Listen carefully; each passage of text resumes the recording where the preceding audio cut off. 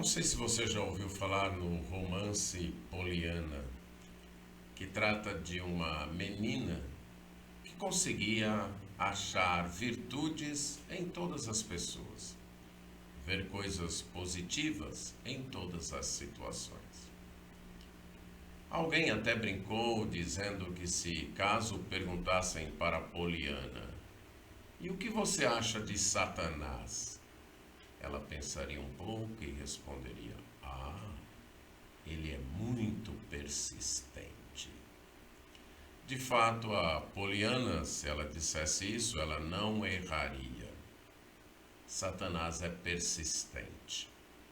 Ele é persistente em nos tentar e em procurar nos afastar da obediência a Deus e da missão que Deus nos deu.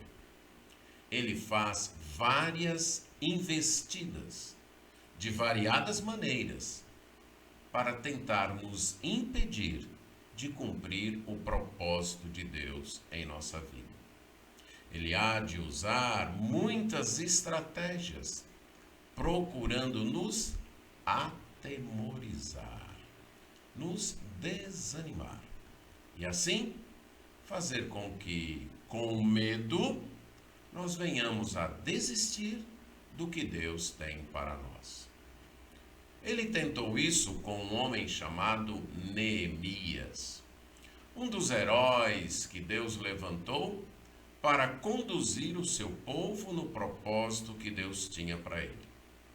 A história nos é contada no livro de Neemias, no capítulo 4, e leremos os versos de 1 a 15, que diz assim: Tendo Sambalate ouvido que edificávamos o muro, ardeu em ira, e se indignou muito, e escarneceu dos judeus. Então, falou na presença de seus irmãos e do exército de Samaria e disse: Que fazem estes fracos judeus? Será que lhes será permitido fazer isso? Sacrificarão? Darão cabo da obra em um só dia?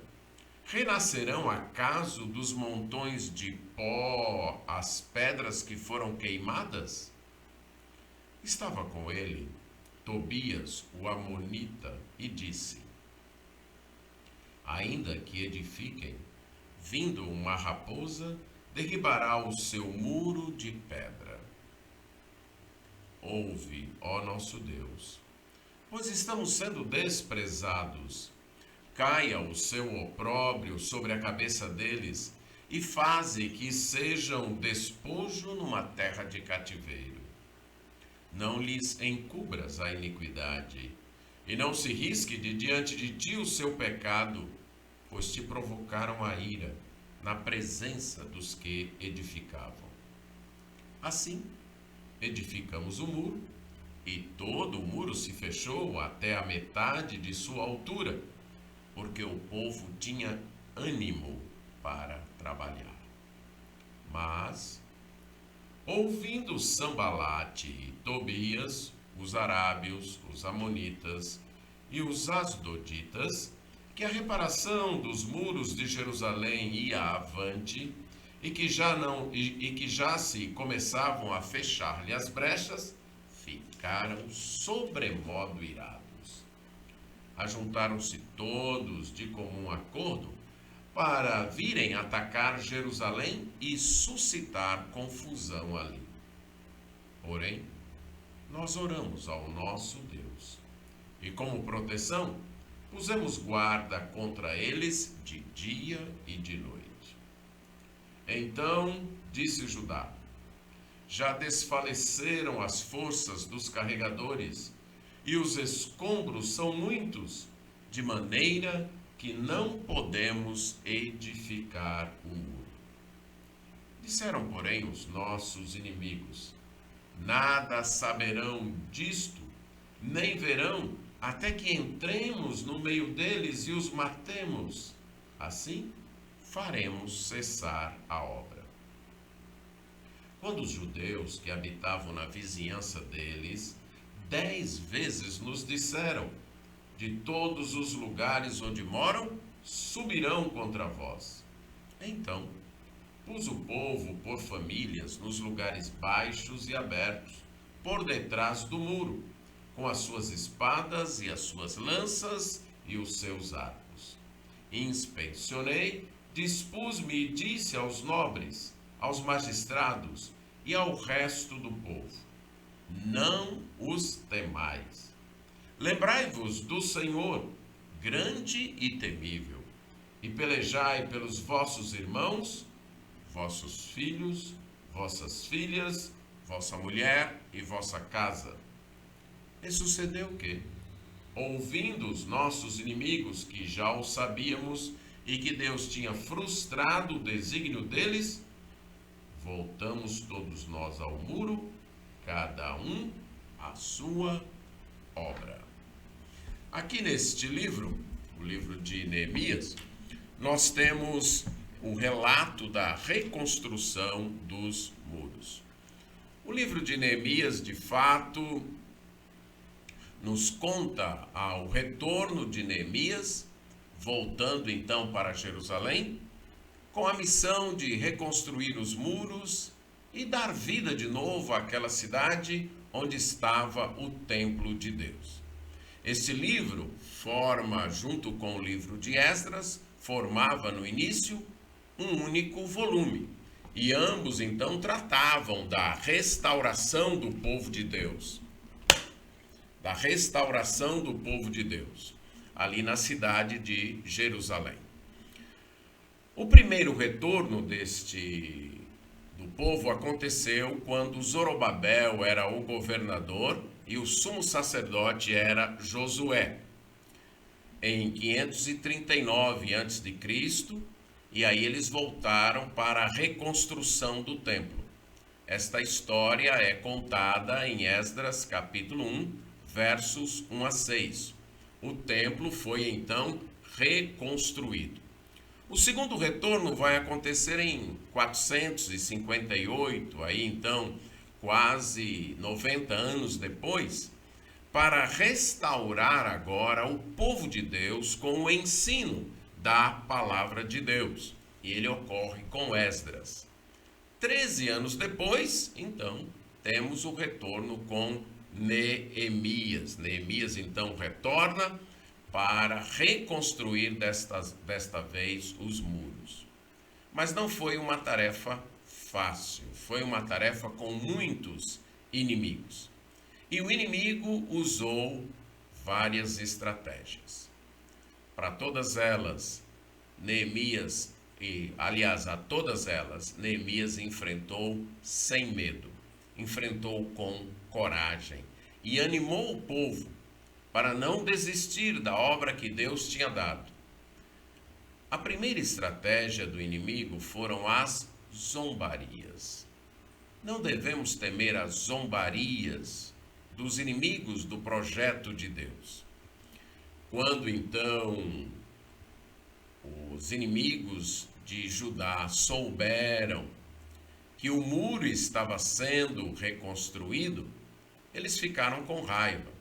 Eles já haviam se desagradado dessa iniciativa de Neemias desde que Neemias tinha chegado, lá no capítulo 2, verso 10. Eles não aprovavam este projeto da reconstrução de Jerusalém. Então eles ficaram com muito desgosto disso aí. E aqui eles começam a escarnecer, a zombar, a acreditar que eles não vão conseguir. E através das zombarias, eles tentam desanimar o povo. Eles tentam mostrar que o povo não seria capaz de reconstruir os muros. Eles dizem: como será isso? Esse povo é muito fraco. Será que eles pensam que em um só dia eles vão conseguir fazer esse muro? Será que eles imaginam que vão fazer renascer dos montões de pó, de pedras queimadas, um muro?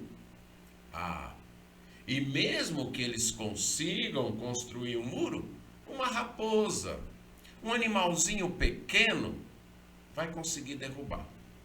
Eles não irão conseguir construir. E se conseguirem, será tão frágil, tão fraco, que uma raposa conseguirá derrubar. O que Neemias faz diante das zombarias? Ele não reage devolvendo a zombaria. Ele não reage devolvendo o escárnio. Devolvendo então aquilo que os inimigos estavam fazendo. Não. Ele nem fala com os inimigos. Ele se dirige a Deus. Ele clama a Deus. Ele se volta para a Deus. Os inimigos estão caçoando, mas Neemias está orando. Ele vai até Deus e diz: olha, Deus, eu peço que o Senhor escute. Nós estamos sendo desprezados. Estão nos envergonhando. Faz com que esta vergonha se volte contra eles. A maneira de reagir, o escárnio, a zombaria, a ironia dos inimigos, não é trocando palavras com eles. Não é devolvendo ou pagando com a mesma moeda. Não. É clamando a Deus e pedindo que Deus dê o devido troco. Que Deus haja. Que a vingança pertence a Ele, a Deus. Quando você estiver diante de uma tarefa e se sentir diminuído por causa das palavras das pessoas que se opõem a você, dos seus adversários, dos seus inimigos, se eles começarem com zombaria, a falar que você não é capaz, que não vai conseguir, que não conseguirá fazer algo forte ou o suficientemente nobre para ser bem-sucedido, clame a Deus. Não entre num bate-boca com os inimigos, não. Não gaste sua energia tentando se defender, tentando provar que você é capaz. Não. Continue fazendo o que deve fazer e clame a Deus. Entregue nas mãos de Deus. A segunda estratégia foi a intimidação. Eles tentaram intimidar. Quando perceberam que o desprezo, que a zombaria, que o desânimo não daria certo, pelo contrário, a reação foi de oração e o povo ficou com muito ânimo para trabalhar, eles começaram então a agir de uma outra maneira, isto é, os inimigos. Eles ficaram muito irados e eles começaram a planejar um ataque. Seu propósito era avançar sobre Jerusalém e causar uma confusão, intimidar o povo, produzir medo. Essa era a estratégia. Criar confusão. Essa é outra estratégia do inimigo, especialmente quando estamos trabalhando em grupo, quando estamos trabalhando em equipe.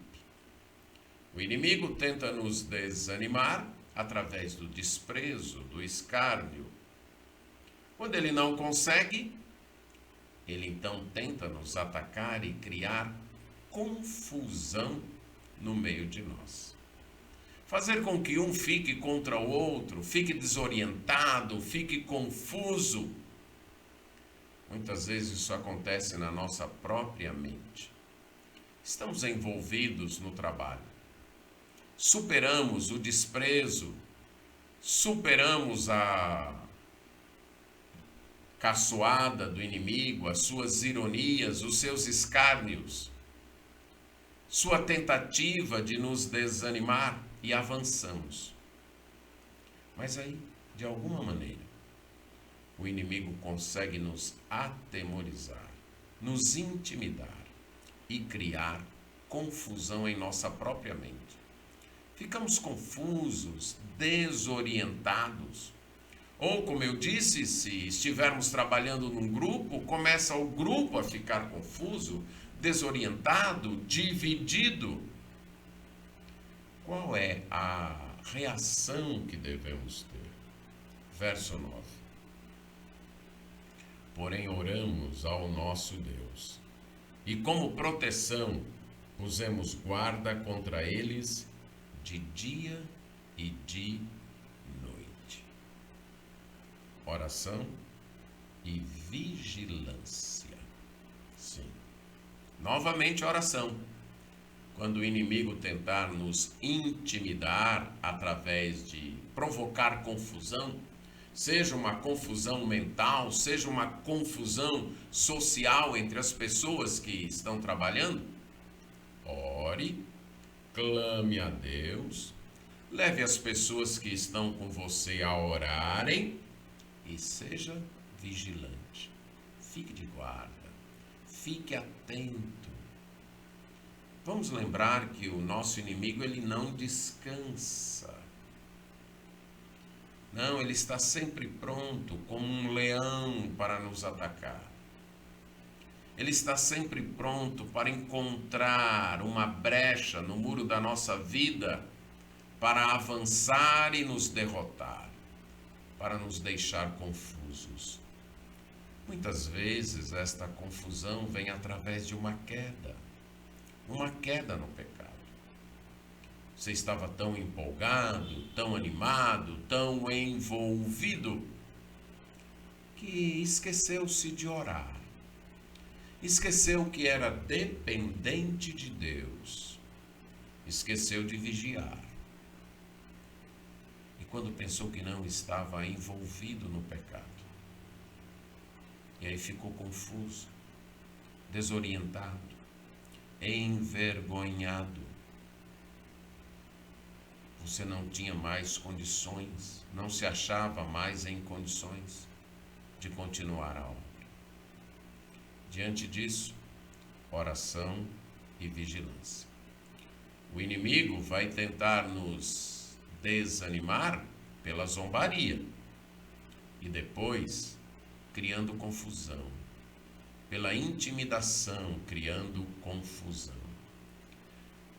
Mas em terceiro lugar, ele vai tentar atrapalhar a obra pela infiltração. O povo de Judá já estava cansado, era muito trabalho, era muitos escombros para carregar, já não tinha mais muito ânimo, muita força. E os inimigos então disseram: nós vamos fazer o seguinte, eles nem perceberão. A gente vai entrar na cidade, vamos nos colocar no meio deles e vamos matá-los. E aí a obra vai parar. O inimigo tentou aqui, no caso de Neemias, de diversas maneiras. Zombando para desanimar, intimidando para criar confusão, mas não conseguiu. Agora, eles tentam acabar de vez, matar, destruir a vida. Havia um problema interno, que o povo já estava cansado, já estava com as forças tropeçando, sem conseguir caminhar direito. Uma sensação de impotência, começando a achar que não eram capazes de concluir a obra. Já estamos cansados, não podemos edificar o muro. Já estavam ficando desanimados. Era trabalho demais. E além disso, a constante oposição, os constantes ataques do inimigo. O que fazer? Primeiro, eles ficam sabendo, Deus providencia, que eles venham a saber. As pessoas de fora então estão contando para eles: olha, tomem cuidado. De todos os lugares onde moram, eles estão planejando subir contra vocês, fazer um ataque direto contra vocês. Como é que Neemias reage? Novamente, vigilância. Ele coloca as pessoas por detrás do muro, com suas armas, suas espadas, suas lanças e seus arcos. Neemias então vai: olha, o inimigo quer nos atacar. Vamos continuar vigilantes. Neemias analisa a situação e toma as providências necessárias. Mas não é só isso. Então ele diz para o povo: não tenham medo. Olhem para o Senhor. Lembrem-se do Senhor, Deus grande e temível. E lembrem-se de por quem vocês estão lutando. Vocês estão lutando por vossos irmãos, vossos filhos, vossas filhas, vossa mulher e vossa casa. Neemias aqui pede para o povo focar, concentrar-se naquilo que é importante. Havia 3 opções, e há 3 opções, quando nós estamos envolvidos num trabalho e há ataques. Primeira opção é você focalizar em você mesmo, nas suas próprias forças, no seu próprio poder. Ao fazer isso, o povo chegou à conclusão de que já estavam cansados, já não podiam mais continuar. Eles não iriam conseguir concluir o muro, eles estão dizendo. A segunda opção é ficar concentrado no inimigo, pensando: estão vindo de todos os lugares, são mais fortes do que nós, estão nos rodeando e vão nos atacar ao mesmo tempo. Isso também nos desanima. Mas a terceira opção é olhar para Deus, é lembrar de quem Deus é e da missão que Ele nos deu. Não é concentrar-se no perigo, mas concentrar-se em Deus. Não é ficar olhando para o perigo, mas olhar para Deus e lembrar quem Deus é. Deus é grande, Deus é temível. E aí você lembrar da obra que Deus lhe deu. Por quem você está lutando? No caso de Neemias, eles estavam lutando pelos seus irmãos, pelos seus filhos, por suas filhas, pelo seu casamento, por sua casa. Quando o inimigo atacar e você se sentir desanimado, impotente, incapaz e achar que não vai conseguir, já se sentir cansado,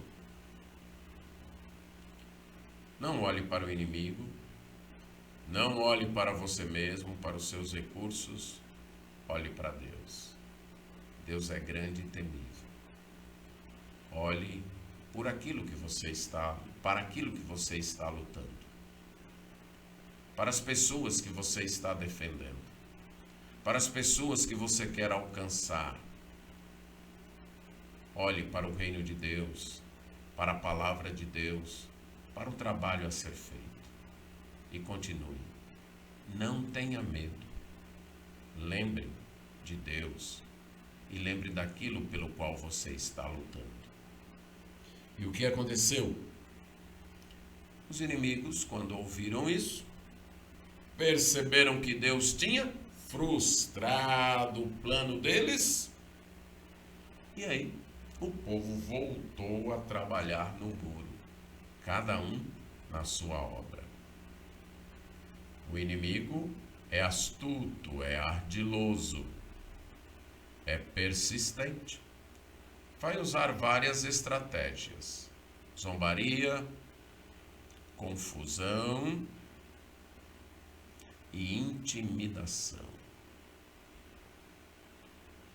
todas elas, reaja sem medo, em oração e vigilância, clamando para Deus, lembrando quem Deus é e lembrando da obra que Ele te deu.